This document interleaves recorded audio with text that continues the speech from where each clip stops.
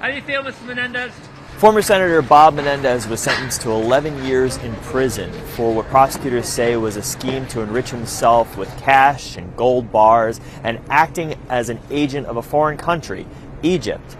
Now, Bob Menendez for years was the chairman of the powerful Senate Foreign Relations Committee, and prosecutors say in that role he betrayed the trust of voters and the United States of America.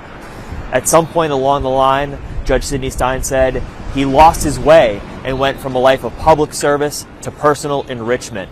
In court, Menendez was contrite. He said he was a chastened man, chastened by the indictment and his conviction and the embarrassment he says he suffered with the nickname Gold Bar Bob. But outside the courthouse, Menendez was outraged.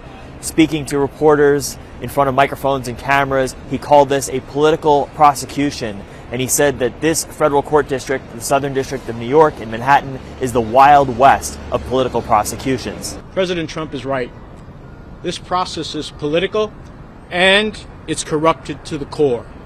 I hope President Trump cleans up the cesspool and restores the integrity to the system. Menendez called on President Donald Trump to clean up the justice system and rid it of what he says is a two-tier system of justice that goes after politicians, and he blamed prosecutors for exploiting this case for their own political gain.